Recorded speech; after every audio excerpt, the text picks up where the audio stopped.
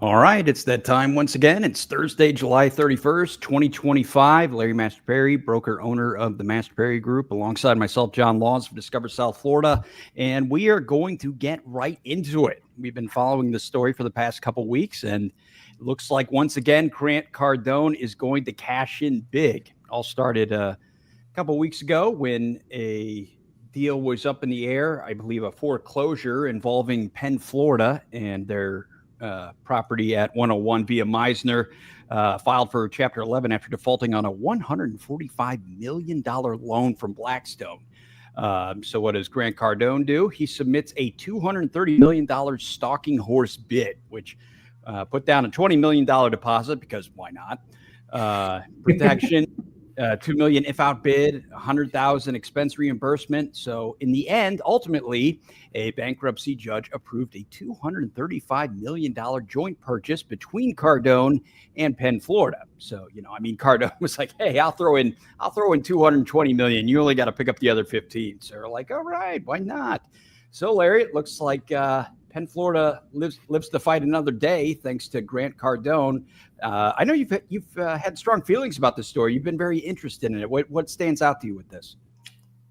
We don't see something like this every day, and some of the proposed strategies on how to make money out of this for Cardone seems interesting, right? So to start, let's just highlight where this property is. I think that's part of the most interesting piece of the puzzle here. Let me share my screen.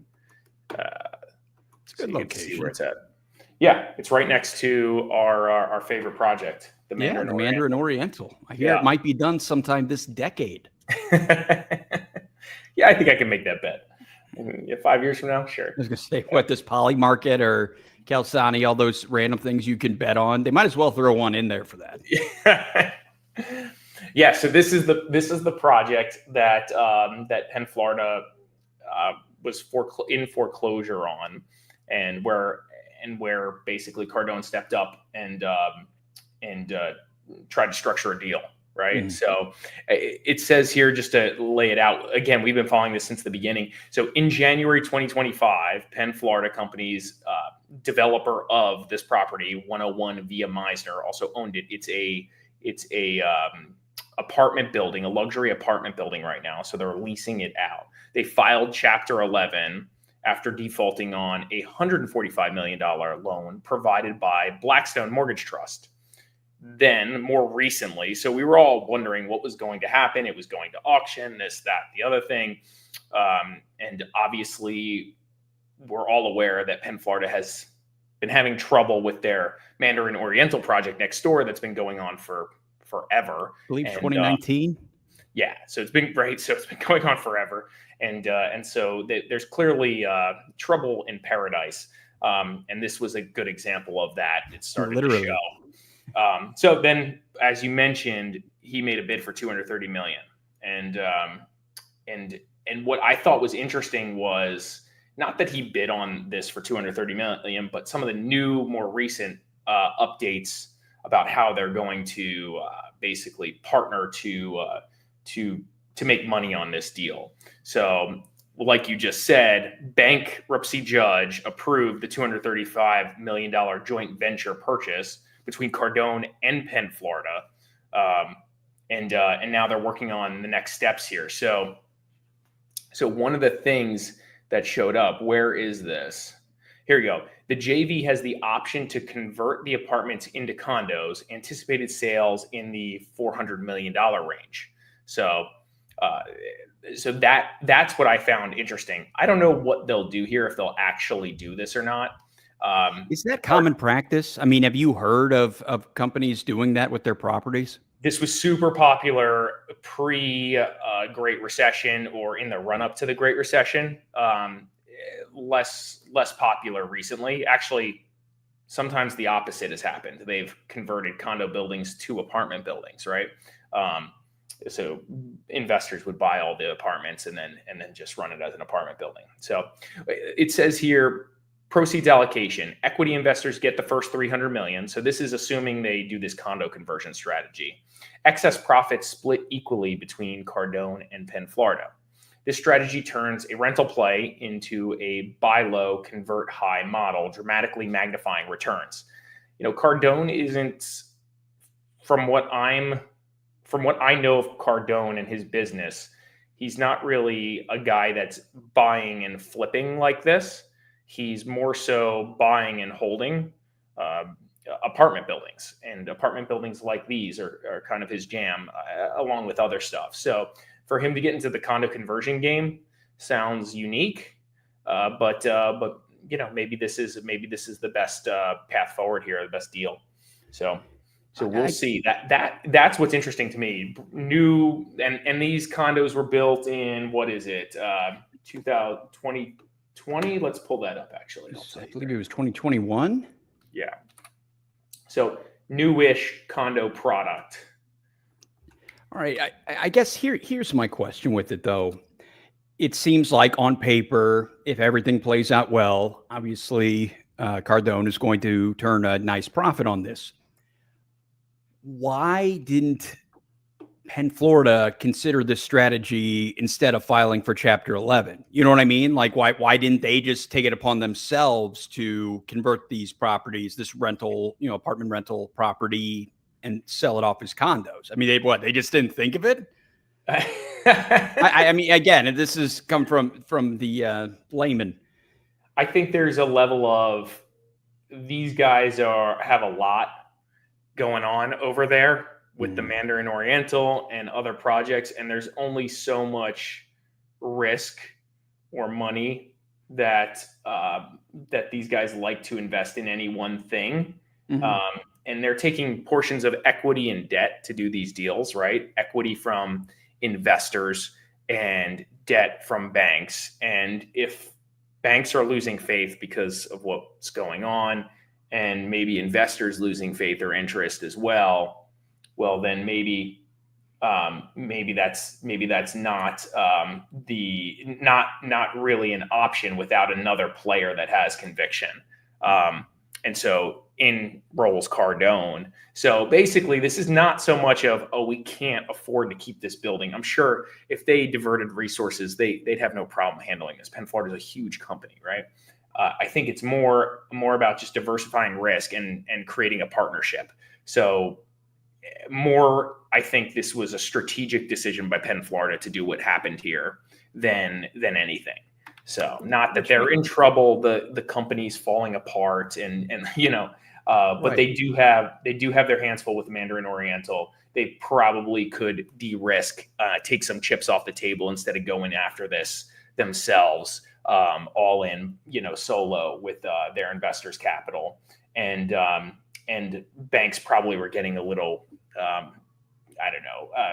questioning what could be done here, right? So. Well, and maybe it was in the article. I could have very well missed it, but it makes me wonder who approached who when this was coming together. I mean, or actually, if they did at all, maybe Cardone just saw that they filed Chapter 11 and just, hey, we're coming in. It's like, oh, well, while you're here, let's see if we can work something out. As you know, I have relationships with some of these big private equity guys, and so I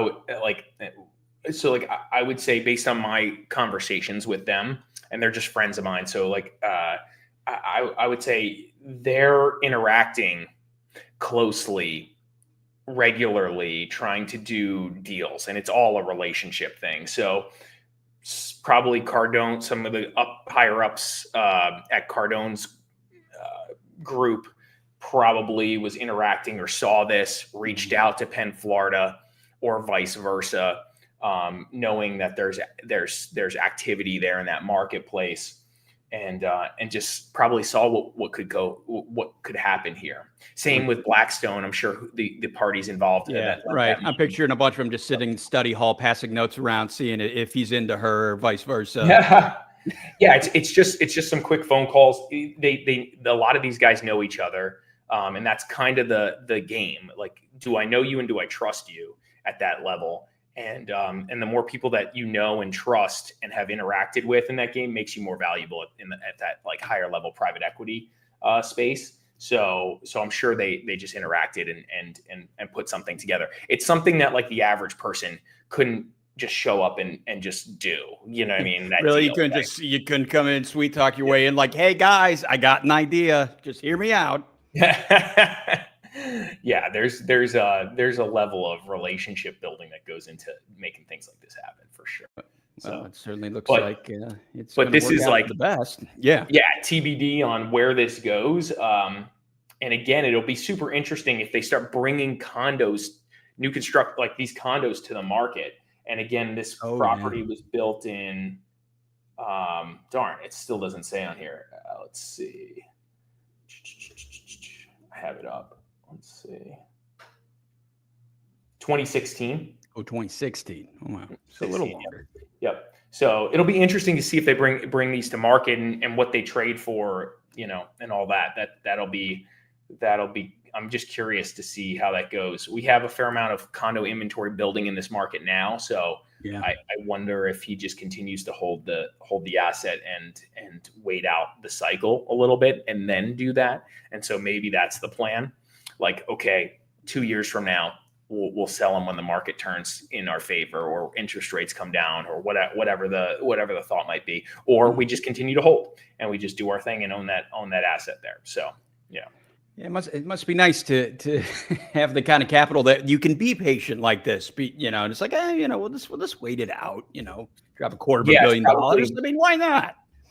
It's probably it's just a de-risked transaction. So for them, they expect they can make $400 million. Yeah, well, that's what I'm saying. I'm like, right? You know, yeah. So not a bad deal. Playing the long game once again. If that all plays out. But remember, there's tenants in here. It's tenant occupied. Yeah. And we talked about this, the rents in there, you know, 7,000 and up, you know, rents. And so you're definitely seeing, you definitely have to remove these people. And do you remove them all at once and then renovate? What do you do? Because that could be, so, you know, at face value, it's like, oh, they're going to sell for 400 million and they paid X for this, but you know, they're going to spend millions maybe getting this thing ready to do that, maybe, because 2016 is it's a 10-year-old building. So yeah. What do we do with that? Yeah. Yep. So anyway, moving on. All right. Kind of had a moment like, oh, wow, that was almost 10 years ago. What the hell is going on? Anywho. Yeah. All right. So Fort Lauderdale, the rise of the new FAT village. I say FAT. I don't know if the acronym, like spelling it out each time, is appropriate, but whatever the case. All right. Imagine a former warehouse district, and it was very much alive with murals and monthly art walks. Well, now it's being reborn as Fort Lauderdale's most dynamic, walkable neighborhood, or at least that's the bold vision unfolding with this $500 million transformation of FAT Village. It's a 6 block stretch. That was once filled with murals, music, warehouse studios, all that good stuff. And now the question is, can it stay authentic while going upscale? Larry, are you familiar with the FAT Village or the the Flagler Arts and Technology Village? I mean, I say FAT every time. I don't know if that's, you know. I think when most people go to Fort Lauderdale and they go to downtown, they think of, you know, Las Olas. Yeah. They think of this little section here, right? They think of New River, you know, everything that's, you know, happening over here and right around here. That's Riverwalk, Fort Lauderdale. So I think a lot of people miss this when they're just rolling through. But it's interesting, you know, and makes sense. Very close to the downtown action, very close to the high rises. So it makes sense that this goes up here. And I think this project will be well received in the sense of the demand will be there. So yeah, and just being down there somewhat recently, I mean, I feel like the north side, they were doing a lot of work to buildings like that. Yeah, 5.6 acres in Flagler Village, master planned. Let's see here. This is kind of what's going on right now. So it's underway. I mean, this is happening. So there's no stopping this. Let's see. I think I have. Yeah. Here's the proposed project. So it's a big space with a lot going on. $500 million with a B, right? Which again, and it's just amazing between what we were just talking about with Cardone and seeing this happening. I see the videos you do. I've seen other people talking about it, and the condo market being in crisis and so on and so forth. Boy, they don't seem to be worried about it. What the hell? Yeah. There's still, and these, well, remember a lot of these condos, well, it's a different product and a different type of person that's living in this versus what some of the condo buildings are experiencing, right? Like, it's kind of interesting to think about this. Think about where who's living in these condos. A lot of it is seasonal people, right? In the condos. Whereas like this stuff, these are apartments, people living here full time, they're employed. They're usually not seasonal, and you're in the heart of downtown because you're working there probably, or you're working somewhere around there and you want to be close to the action, whatever that may look like. So this type of product seems to rent really well, especially the newer stuff with like the awesome amenities in a very walkable location. I mean, this to me will be, like I said, well received. What does it say? Two towers going up in mid 2026, featuring 600 plus apartments, a 13 and a 24-story building. There's some office space, 6-story, 180,000 square feet. It says Tower 3 office tower. So this is all office space too, mixed in here. The first mass timber office in South Florida, anchoring creative class tenants like tech startups and agencies. And then they have retail and culture. So again, they're probably trying to include, these remnants of the galleries and as they redevelop this area, right? So 80,000 square feet of ground floor experiential retail. This is going to be, I like that term, experiential. Yeah, totally. Yeah, this is, let's see, groundbreaking took place March 2024. Residential topping off. So the first tower topped out in March of 2025, so recently, followed by second tower May of 2025. Office tower, the T3 office tower is on track to top off early September. And by top off, they mean like they're getting all the concrete's there, and now they're like starting on windows, stucco, interior. So they built it all the way up, and then they start to work their way through the building. So this thing is well underway, and so within another year, this whole area is going to, 2 years tops. This whole little sector here is going to be transformed, from what used to be kind of a little bit of a rough project here, right? Area. So, and again, this is a prime location, right? It just, I feel like so often, and maybe it's just because I spend all day watching videos where the sky is falling, or it's falling as long as you're interested and it gets more clicks. Totally. But then I see all these projects going up in and around South Florida. I'm like, well, it can't be that bad. Yeah. There's no question things are slowing down, but also in certain, like this project, for example, heart of downtown, already underway. There's no stopping this thing. Like, number one. Number two, I believe there's demand for this stuff, and they clearly do too. Otherwise, they wouldn't be betting $500 million on it.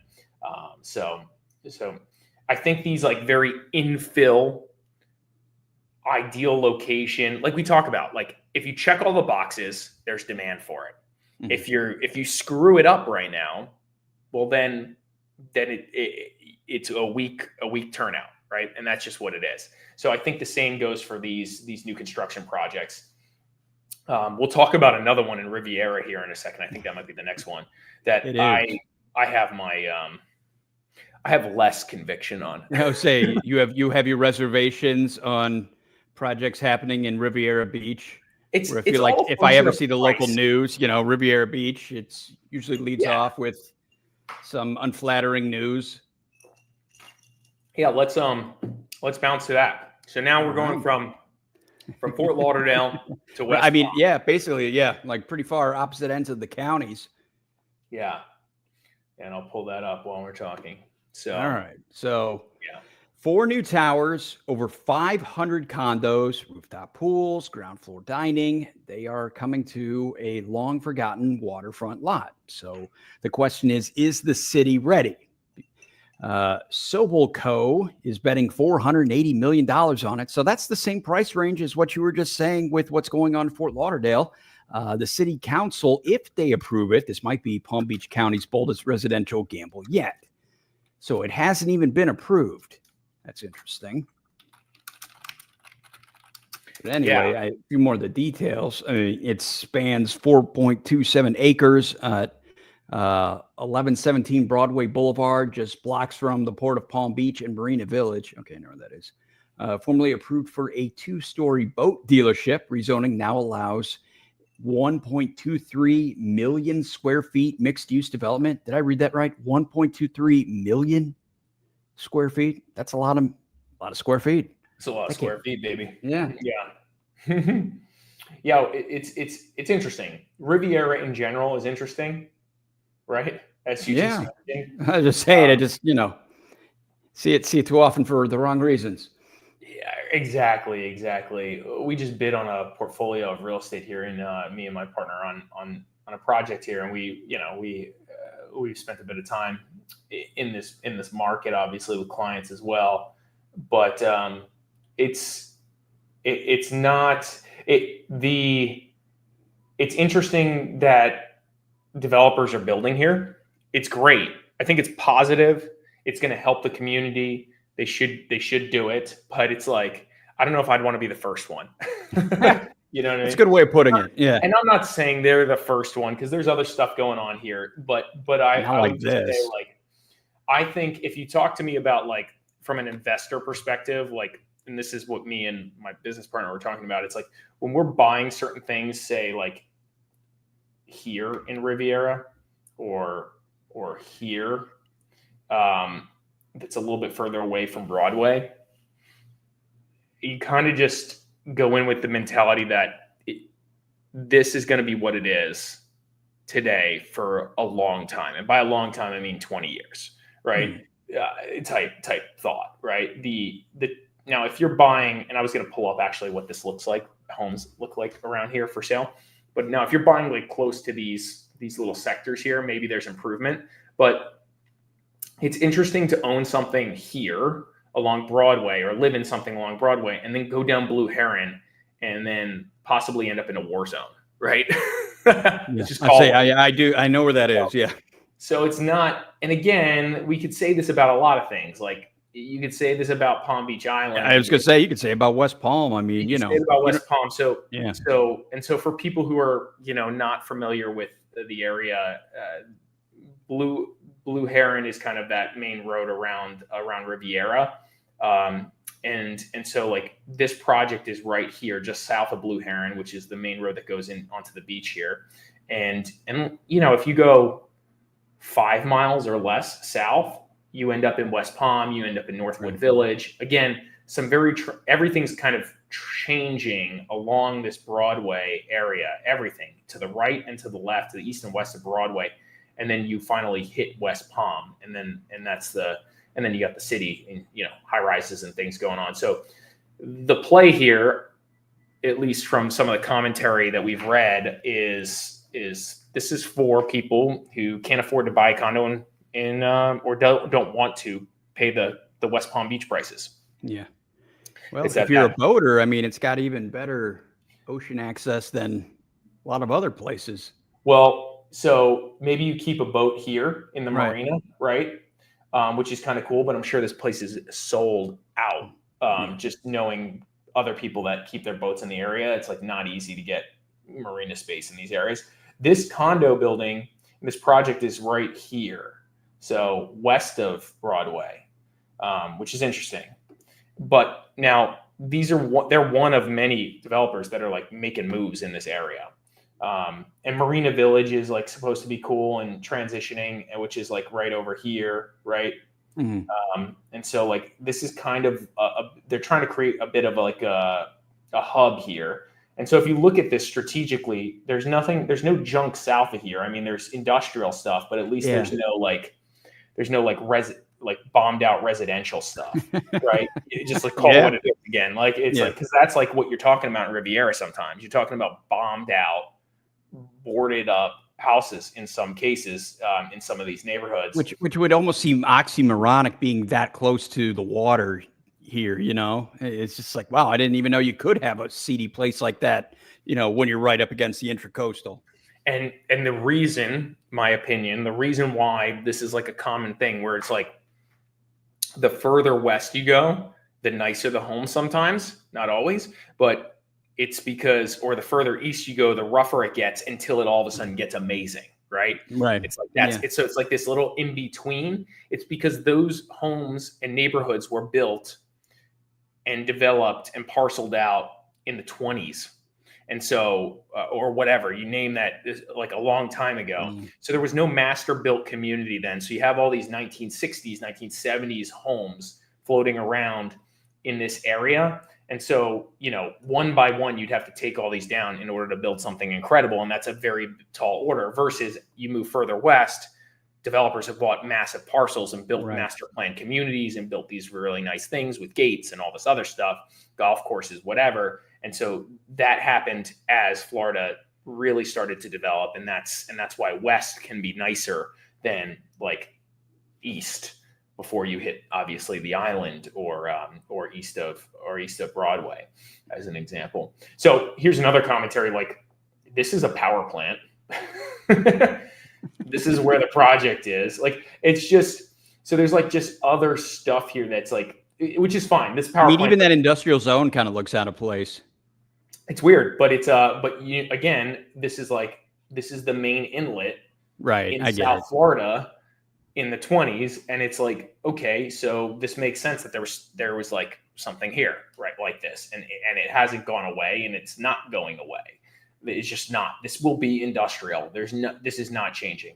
You're not moving this brand new Florida Power and Light power plant because it's. I won't say it's brand new, but it's within the past 15 years new. So, and they own this. They own this thing. So this isn't going anywhere.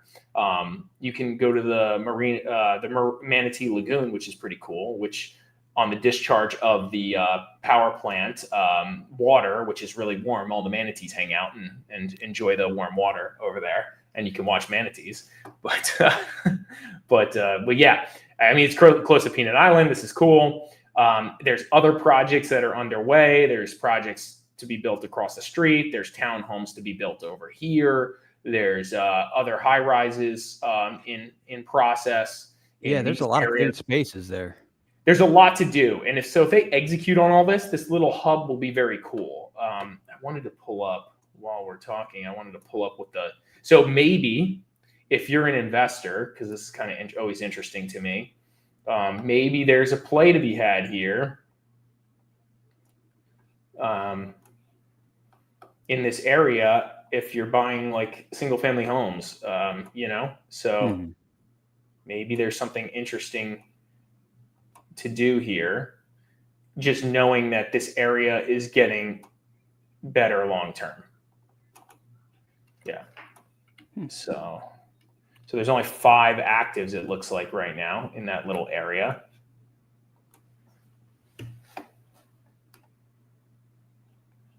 And so homes have sold for as low as 240,000, it looks like. Let's see if that's true. I was gonna say that feels unheard of these days. Yeah, and it's pretty well. There's a number of them that actually traded. So there's one that's pending right now for $299, 3-bed, 2-bath, 1,000 square feet, right? And this looks like so. But this is welcome to Riviera. This is kind of what you get, in this little in these little areas. Oh, look at that old photo of what the pool used to look like. But this is and it could again.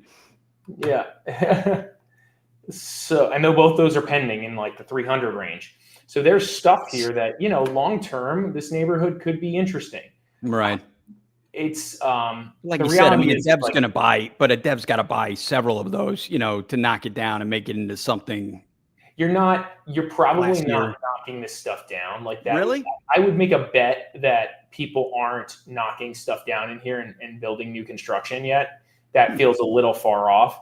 Why do you say that? Just because it's too rough. It's too rough. Like maybe if you have a long-term horizon on your investment, maybe you buy these things with the anticipation to knock them down in 15 years, that type of thing, right? Maybe you buy enough of these that you can do a bunch of projects, and you bought in at 300 grand or somewhere in that price range. Looks like the highest sold in here was 429. So if you're looking to buy stuff and you're okay with a little bit of a rougher product type and a rougher clientele, maybe there's opportunity. These are concrete block, most of these properties. And so this is what you get, right? And so this is like all going to be next door to all this $1 billion in development. You know what I mean? Yeah. Which is just insane. This is why I'm saying I have my reservations about like how well these projects do, because you really got to convince a buyer to be all in on this. And so that box right there isn't checked. And as we talked about, like Fat Village, check, in my opinion. Like, it's like, it all makes sense. It's pretty cool. It's hip. It's like, it's close to downtown.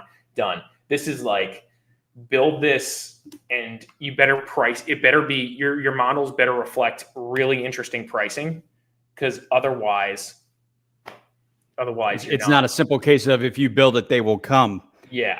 I think that's the facts. That's the facts there. Sense. So yeah, that's my 2 cents on that. But this is a huge project. I mean, 4.27 acres. Well, yeah. I mean, again, you're putting up almost the same amount of money as that Fort Lauderdale project in theory, if it goes through. Totally. And they got mixed use amenities, 10,000 square feet of ground floor retail, as you mentioned, 1,000 plus parking spots. Which is like, so these types of things are like, this is what we offer that you can't get in downtown at a price that you can't get in downtown. So ideally that's where it goes. And and as I mentioned, it aims to appeal to young professionals working near West Palm Beach, priced out of ultra luxury market. Initial listings start just under $1 million, just under $1 million to live in Riviera Beach in the hood. I don't know, man. I mean, I get it. You can Uber downtown, you can Uber to the beach, and it's like pretty quick. Tough sell. I have my reservations.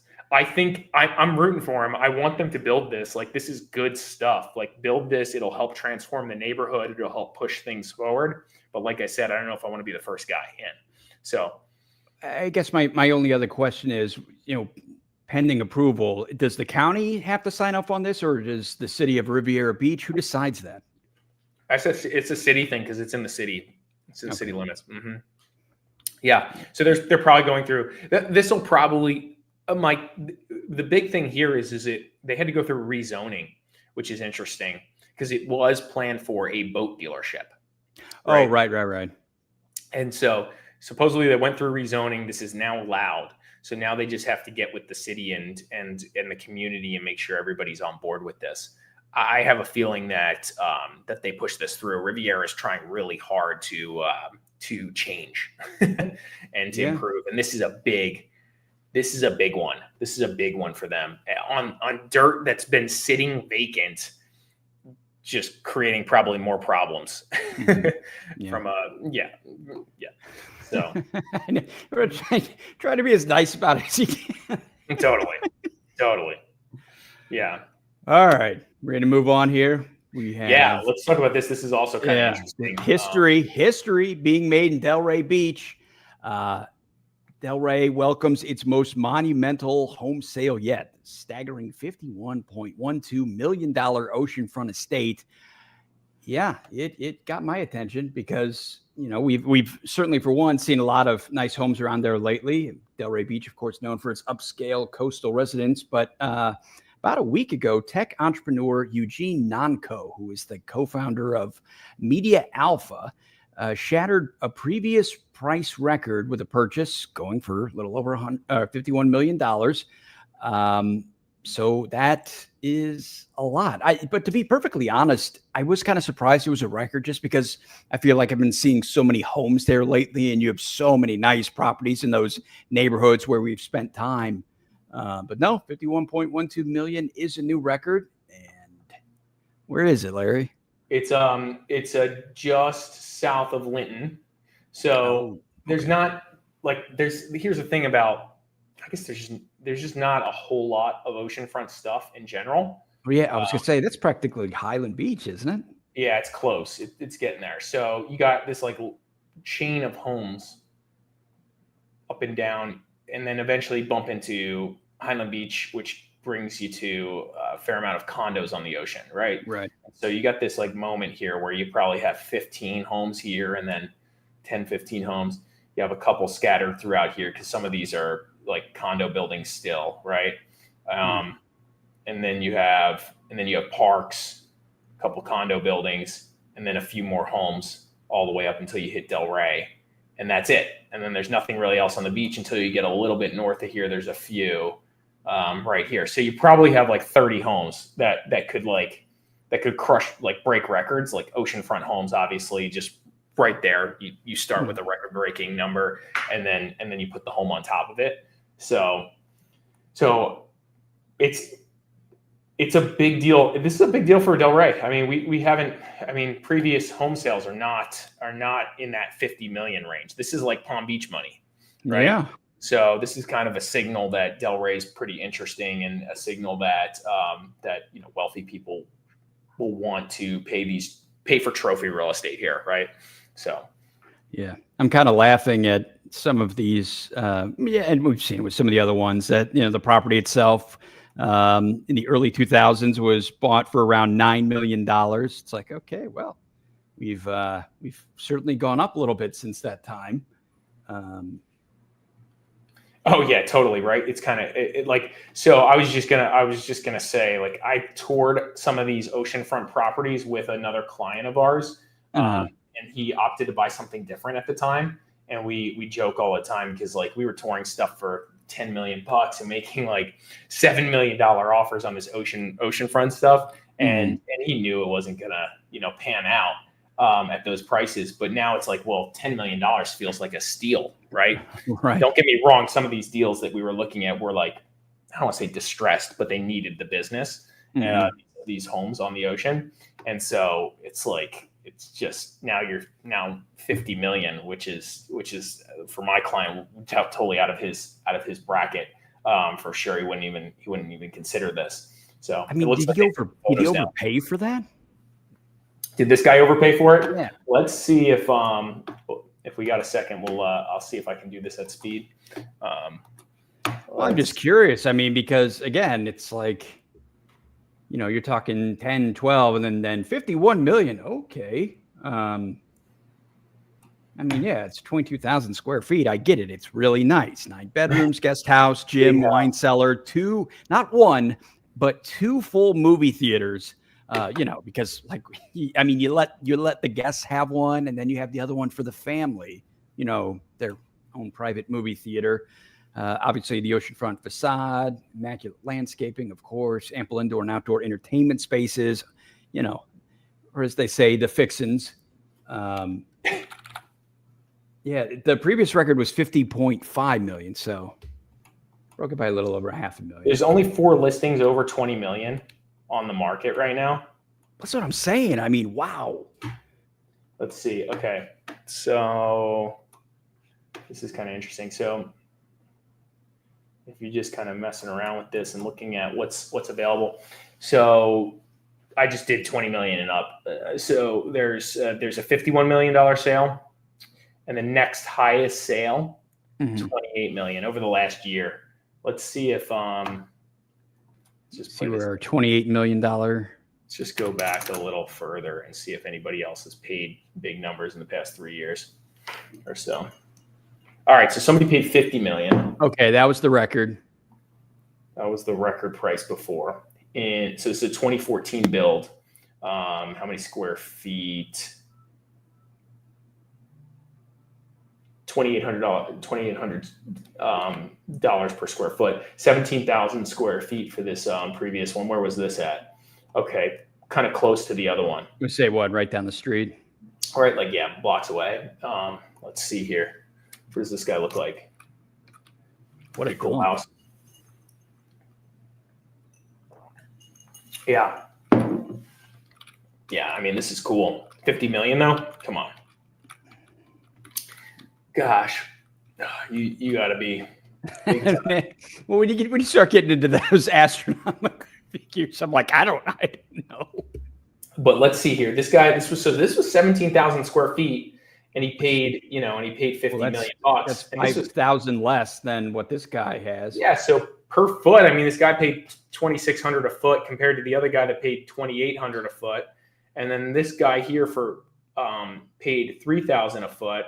And this guy paid $5,000 a foot. So, you could argue that, and this was a 1995 build. Where the heck was this one? Okay, close to the others. And so let's see what this one looks like. I mean, look at this thing. This thing looks like it needs to be torn compound. Down. Yeah. What are we talking about? So, maybe not crazy. Maybe not crazy. Okay. And so now there's one listing for $74,000 or 74 grand, $74 million, and it's been on market 269 days. It's kind of interesting. Okay. It's all right. It's all right. It's all right looking. 2023 build, so newer. Oh wow! So yeah, cool location. I was gonna say it's like every single one of them, just like back to back to back. Yeah, I mean, any of these are going to be probably waterfront or oceanfront.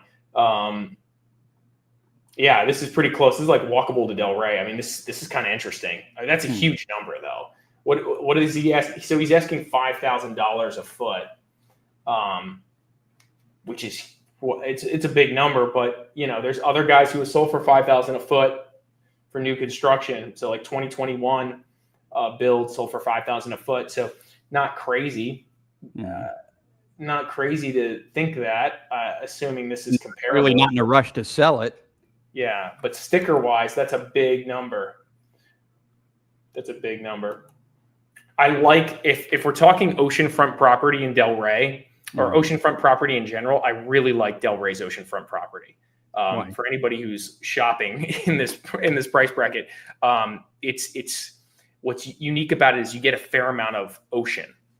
You get a fair amount of sand, and you get a little bit of tropical shrubbery. Flora, yeah. Yep. So like you get this in some of the listings we've toward that you like kind of walk through that down to the beach. You still get the awesome view. You get a little bit of that, and obviously that's protected, and so you can't mess with that. That's why it's there.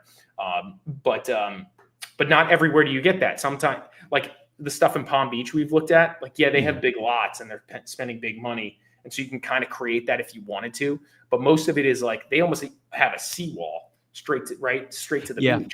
And so like I don't really love that feel. It's almost like you're on a canal or on an intercoastal on some level. Obviously, you get these huge views. So anyway, food for thought if you're thinking about buying. All right. Well, and if I do, I'll let you know, Larry. I promise. Yeah. All right. Okay. All right. So we have a South Florida shopping center spree continuing with an $18 million sale in Broward. Huh. Okay. Yeah. Yep. This is 80 square. I'm not familiar with this. Yeah, I want to skip that if we can. We're going to talk about your best buddy Ryan Serhant. Let's talk about Ryan. All right. So I guess the topic is how Ryan Serhant and Gary, is it Porer,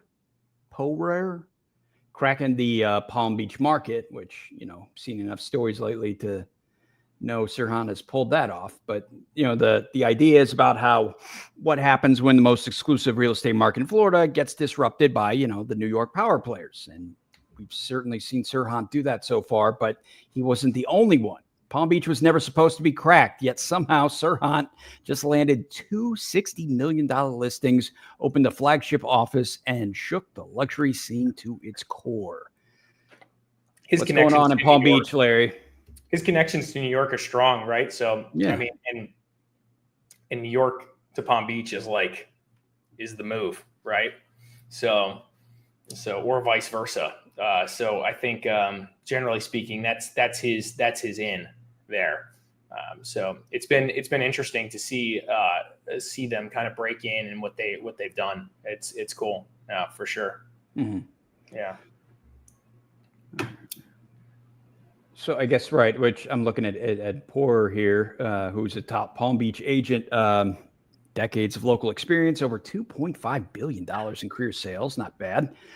He left Douglas Elliman to join Sirhan. Now, Poor brought listings including a $26 million waterfront mansion in Boca and a $17.8 million condo in West Palm Beach, plus 3 other deals already under contract. So making some good alliances right off the bat. Well, that's part of it too. Like Ryan recruited a bunch of agents in the area. We were in the mix there. We chose not to move over, but others did come, and these now listings are a part of that. Let's jump to topic 8, John. Oh, all right. Really, we're not going to talk about the president getting a boulevard named after him? Let's talk about it. I only want to talk about it just because I was like, oh my God, I was just on this over the weekend. I went up to visit my father who just had a birthday. But I always, when I go up to West Palm, I get off at Southern, and to be fair, regardless of your feelings on Mr. Trump politically, I think if there was any street to name after him, that was the one, just because it's like every time I get off there, in between his presidential terms, I would see the Trump plane. Now I've seen, Air Force One there again. So it's like, yeah, I mean, he is forever now connected with Southern Boulevard. So there, he's got a road. I think the library at some point, that's usually how it goes. Maybe an elementary school. I forget how these things work. What was great here is several days before the county commission formally voted, Google Maps had already updated the name of the stretch from Southern Boulevard to President Donald J. Trump Boulevard. They learned from Gulf of America. Yeah, this is great. Yeah. The sudden change caught drivers off guard and amplified media attention, putting pressure on local government. I wonder how that happened, right? Well, again, it must be exclusively on Google Maps up to this point, because I would have noticed a sign when I went up there. It's like, and I did not see a sign. Do you think Trump, commissioned? I think he might have had somebody. I think he might have had somebody say something. Absolutely, without question. If there's anyone that I think would actually just to kind of polish the ego a little bit, kind of massage it there at every opportunity. Yes, I think absolutely he said something to someone.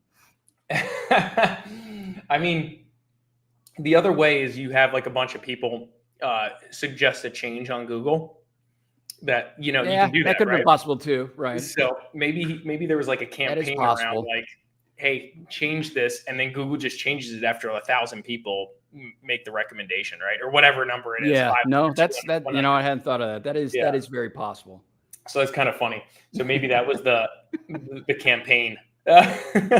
Oh man, that's great. Yeah. So, all right. So anyway, that's news. That's news in West Palm Beach. Right. The name of Southern Boulevard has changed to President Donald J. Trump Boulevard. I mean, it is amazing when you think about the culture. I mean, unfortunately, after the passing of Jimmy Buffett, seeing like A1A in certain parts now being called Jimmy Buffett Road or Highway or whatever, I'm like, hey, if there's anyone who needs to have an ocean road named after him, I'm like, that's very fitting.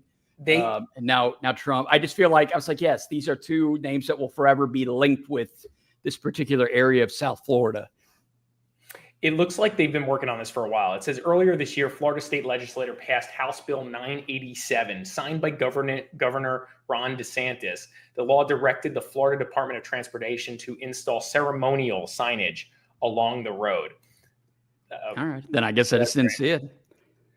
Any ceremonial renaming must be approved by every local jurisdiction the road passes through.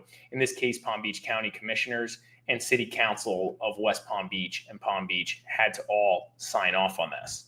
So And then it said on July 8th, 2025, the Palm Beach County Board of Commissioners voted 7-0 to approve the ceremonial renaming of the 4-mile stretch between Kirk Road and Southern Boulevard. So it's not the whole boulevard, but it's basically Trump lands. He gets on Trump Boulevard. I was going to say, right. I mean, it's right. That's what I'm saying. I was like, well, to be fair, I mean, I've certainly seen his plane there enough times. This is good too. After the county's vote, Trump praised the decision, thanking DeSantis, Palm Beach officials, and declaring, "I love Florida" in a tweet. Mm-hmm. So that's so good. I was going to say, and then toward DeSantis a new one 5 minutes later on something totally 100%. Yeah, right. 100%. So that's great. All right. Well, so moving on, we have the company, Coulter. They just broke ground on a 386 unit community, and 154 of those are reserved for workforce housing. So could 154 family-friendly apartments change Delray Beach? This is Alton Delray. It's 386 units, 40% workforce housing, and a powerful implication under Florida's Live Local Act. Well, Larry, once again, somebody's trying to add workforce housing to the area. That's, we so desperately need it. Yeah, let's pull it up. You and I have talked about this actually in the past. This is the location. So south of Linton, bordering 95, trying to put workforce housing in this area here. They've already obviously done a number over here as well. So just more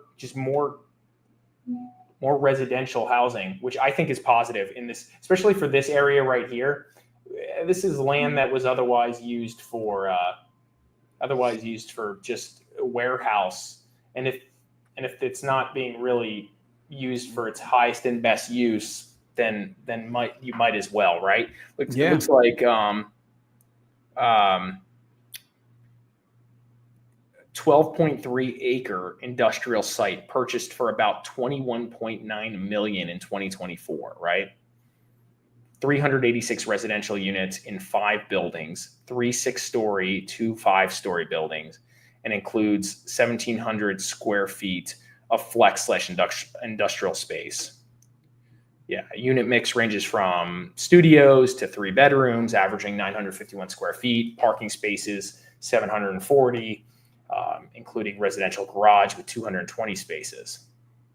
Yeah, this is again, I think there is a bit of a housing shortage in general, which goes back to like these things make sense. Although, as we talked about, this affordable housing play doesn't really seem affordable when you look at the actual numbers, because the median income is just so high, right, in the area, in these areas, right? Yeah. 40% of its units are reserved for working professionals, as you just said. Yeah. 80 to 120% of the area median income. Well, I feel like it's one of those things that the problem's still there. It's like we kind of just forget about it for a while, but it hasn't gone away. I think this is positive. Like, if development stopped because of rates or fear of what happens in the economy, we're like this like ebb and flow of like not building enough, then building too much. It creates this like cyclical event. So I'm pro, let them continue to try to figure this out and keep building and developing through call it the cycle we're in, which is, as you mentioned, a little bit of doom and gloom, a little bit of prices are coming down, things feel uncertain.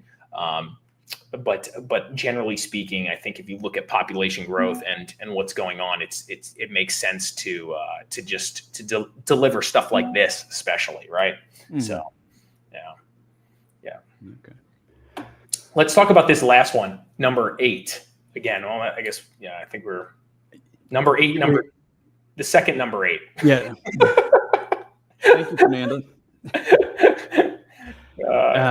Related group. We haven't talked. I feel like we got to always talk about them at least once.